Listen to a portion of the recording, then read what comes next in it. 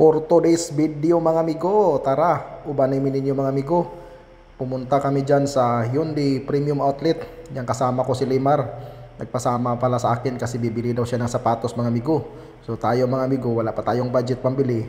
Sama-sama muna tayo. Yan pala si Bro Paul Pais at saka si Bro Limar yung kasama ko. Yang isa, yang si Bro Paul Pais, yung naka white na jacket. Ikakasal na yan ngayong December 23. Uuwi siya sa Pinas, sa Pangasinan. So shout out sa iyo bro.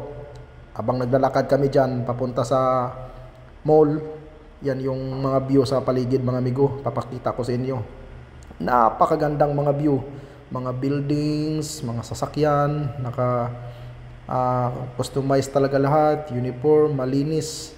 Isa din sa pinakamalinis na bansa ang South Korea mga amigo no. So shout out, yan pala yung entrance sa Hyundai Outlet dito sa Sungdo branch sa Incheon, South Korea. Yan, nagsakay na kami ng hagdanan, pasaka. Hagdanan, pasaka, pababa, paikot-ikot, pababa. Yan, habang paakyat na kami mga amigo, papunta na kami sa Nike Store. Isa sa mga branded store dito sa South Korea. Yan, agad ang bumuungad sa atin. No? Napakagandang mga sapatos. Napaka high quality, kalidad. At saka may kamahalan lang. At saka dito mga amigo, talagang branded talaga ng mga Nike. Meron din sila mga Adidas, Skechers, Under Armour, kahit anong ibang brand pa sapatos, Adidas, etc. Uguban pa, daghan kayo klase nga mga sapatos diri mga amigo.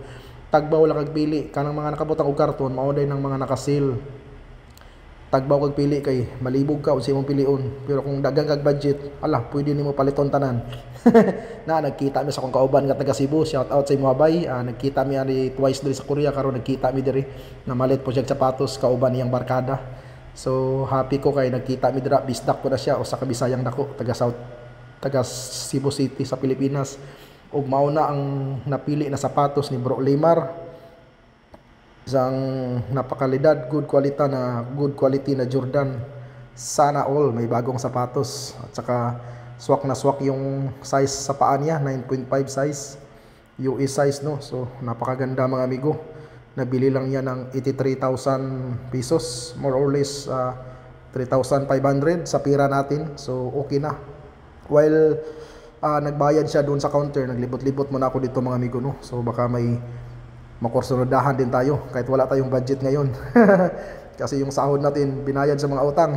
Yun, puro mga branded dito mga amigo, mga jacket, jogging pants, chinilas, basta all Nike products. Shout out Nike, bakit naman.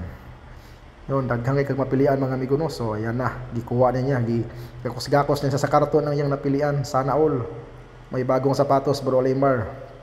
At saka napakaganda no, marami talagang sale ngayon mga amigo. At saka napakadaming tao, talagang punong-puno.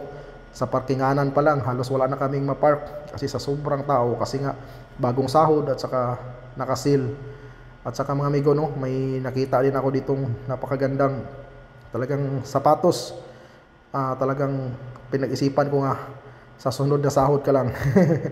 Pero wala pang budget mga amigo no, so shout out muna tayo no, yan. Kahit wala tayong pera, pero pwede tayo magsukat-sukat. Yan yung napili ko, isa ding Jordan, no? Jordan brands din siya. So, hindi ko alam kung anong quality niya. Basta, napakatibay niya mga amigo, no? Red na red.